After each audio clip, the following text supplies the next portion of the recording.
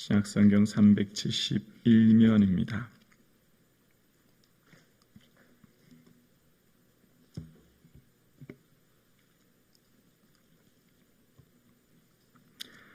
합독하시겠습니다.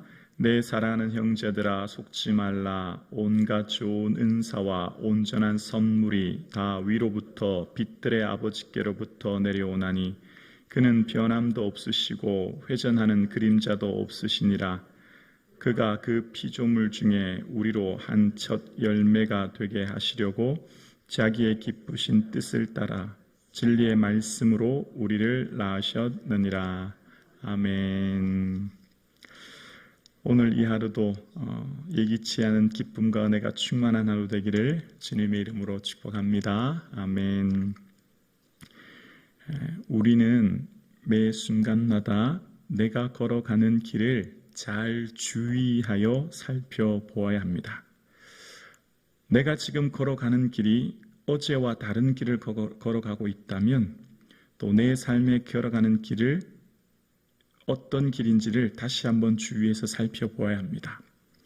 내가 지금 믿음의 길을 걸어가고 있는지 그렇지 않은지를 말씀을 통해 잘 살펴야 되죠.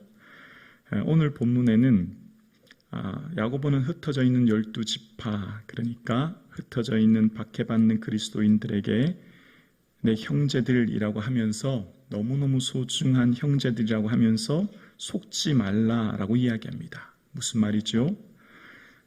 시험을 받았을 때 분별하는 지혜가 있어야 된다는 것이죠. 그 시험이 본질의 의도를 드러내기 위한 선한 의도의 시험인지 나쁜 일로 만들게 하는 악한 동기에 대한 유혹인지, 그러니까 쉽게 말하면 하나님이 우리의 모습의 신앙을 성숙하기 위한 시험인지 사단의 유혹인지를 잘 분별해서 살펴야 된다는 거죠. 시험이라고 하는 것은 내적, 외적인 것이 있다 생각합니다. 내적인 것은 바로 내 마음으로부터 나는 것들입니다. 내적인 것들은 불안이나 초조나 염려나 근심이나 우울 같은 것이고, 외적인 것들이라고 하면 사건, 사고, 질병, 문제 이런 것들이라고 생각해요.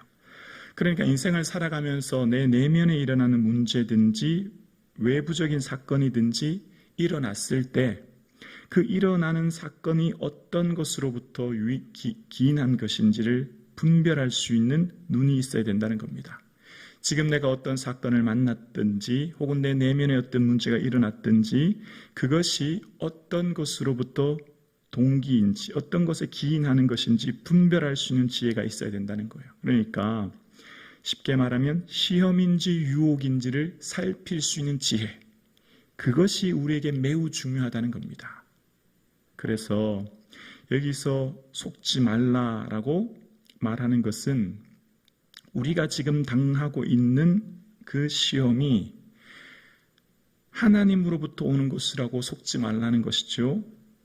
하나님은 결코 어떤 사람도 유혹하여 악한 동기로 넘어뜨리는 그런 분이 아니라는 것을요. 그러니까 여기서 속다라고 하는 말은요, 길을 잘못 들게 하다라는 원어의 뜻이 있어요. 길을 잘못 들게 하다. 그러니까 흔히 시험을 당하면 인생길이 걸어가던 길을 잘못 들게 됩니다. 여기 길을 잘못 들다라는 뜻과 함께 정도에서 벗어나다는 뜻이 있어요. 그러니까 지금 내가 걸어가는 길이 과거와 조금 다르다면, 정도를 좀 벗어난 것 같다면 다시 한번 주위에서 잘 살펴보아야 하는 것이죠. 시험이 왔을 때 반드시 하나님의 주시는 선한 동기에, 하나님이 우리의 신앙을 더 성숙하기 위한 시험은 하나님을 더 가까이 하게 하고 예배와 기도의 자리를 더 사모하게 하는, 믿음이 더 굳건해지게 하는 모습으로 등장하고, 반대로 사단이 주는 유혹, 사단이 주는 악한 동기의 유혹은 하나님과 멀어지게 하고 예배와 기도의 삶을 멀어지게 함으로 믿음이 나약해지게 하는 것을 봅니다. 그러니까 지금 내가 걸어가고 있는 삶의 모습이 어디인지를 매 순간마다 점검해야 되는 거예요. 나도 모르게 점점점 하나님과 가까워지고 있는지 멀어지고 있는지를 잘 분별하여 살피지 않으면 스스로가 속게 돼요. 나는 신앙생활 잘하고 있다. 나는 아무 문제 없다. 내가 지금 정도에서 벗어난 길을 가고 있음에도 깨닫지 못하는 거죠. 내가 지금 하나님 가라고 하신 그 믿음의 길을 걷지 못하면서도 내가 잘하고 있다 속게 되는 것을 경험해요. 그래서 그런 사단의 유혹, 하나님의 시험인지 분별하는 지혜는 어디서부터 나온다고요? 하나님이 어떤 분인가를 잘 살피고 알 때 비로소 우리의 삶에 지금 당한 이 시험과 유혹을 분별하게 된다는 것입니다. 우리 하나님은 어떤 분이시라고요?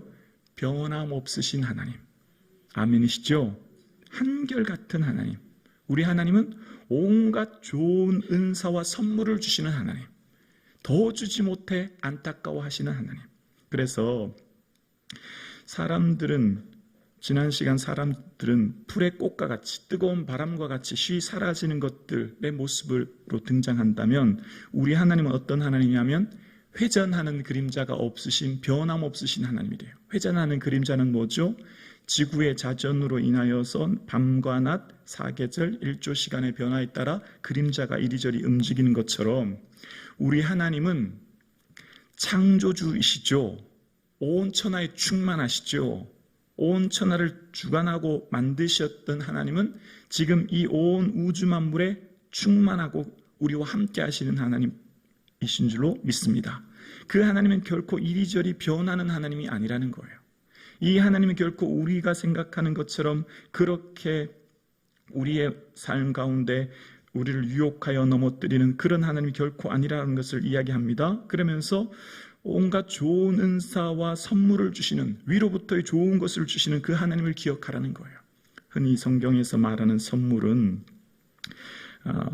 여러 가지가 있지만 특별히 신약에서 말할 때 선물이라고 하는 것은 성령님을 이야기할 때가 참 많아요. 왜냐하면 베드로가 너희가 회개하여 각각 예수 그리스도 이름으로 세례를 받고 죄 사함을 받으라. 그리하면 성령을 선물로 받으리니 그렇게 얘기하고, 예수님도 사마리아 여인을 향해서 내가 만일 하나님의 선물과 또 내게 물 좀 달라 한 이가 누군지 알았다면 내가 그에게 구하였으리라 라고 말하므로 예수님도 성령을 비유할 때가 많은데요, 우리에게 주시는 가장 좋은 선물은 성령님이시죠.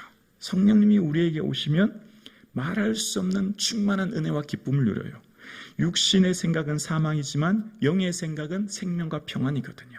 성령님은 우리에게 오시면 생명과 평안으로 충만하게 하시는 거예요. 그래서 성령의 열매의 대표적인 것이 사랑과 기쁨과 평안과 인내와 친절과 선함과 신실함과 온유와 절제예요.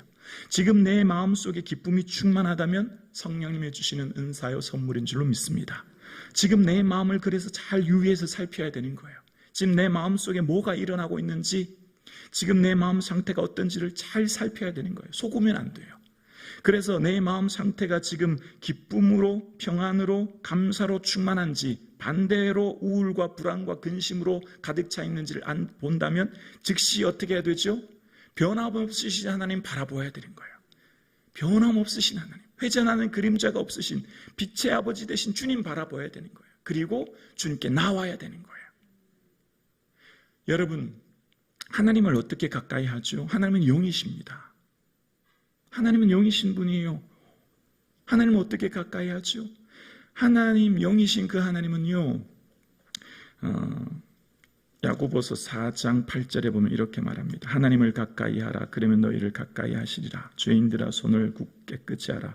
두 마음을 품은 자들아 마음을 성결하게 하라. 슬퍼하며 애통하며 울지어다. 너희 옷을 애통으로 너희 즐거움을 근심으로 바꿀지어다. 주 앞에서 낮추라. 그리하면 주께서 너희를 높이시리라. 하나님을 가까이 하는 삶, 하나님을 가까이 하는 자의 모습의 특징은요, 성결과 겸손이에요. 성결과 겸손. 하나님 가까이 하는 사람의 특징은요, 내 삶의 내면이 항상 성결하게 하며 온전히 나 자신을 낮추는 삶을 살게 되는 거예요. 그럴 때 하나님과 함께 동행하는 삶을 살게 되는 것이죠. 그래서 그 하나님께서는요, 우리의 삶 가운데 18절입니다. 그가 피조물 중에 우리로 한 첫 열매가 되게 하시려고 자기의 뜻을 따라 진리의 말씀으로 우리를 낳으셨대요.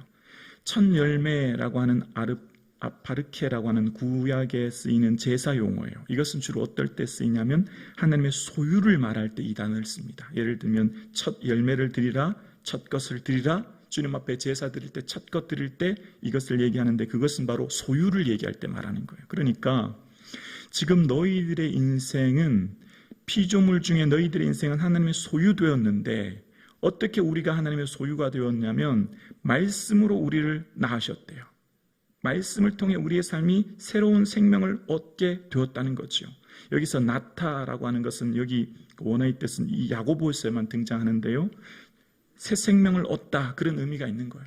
거듭났다는 거죠. 우리가 하나님의 소유가 되어 새 생명을 얻게 되었고 그래서 살아가는 우리의 삶의 모든 소유는 주께 있는 거예요. 우리는 주님의 소유입니다. 주님의 자녀이죠. 주의 소유된 우리의 삶은 변함없으신 하나님, 좋은 선물로 충만케 해주신 그 하나님을 바라보라는 것이죠. 오늘 함께 예배드리시는 사랑하는 우리 성도님, 우리의 마음을 잘 유의하여 살필 수 있기를 주의 이름으로 축원합니다.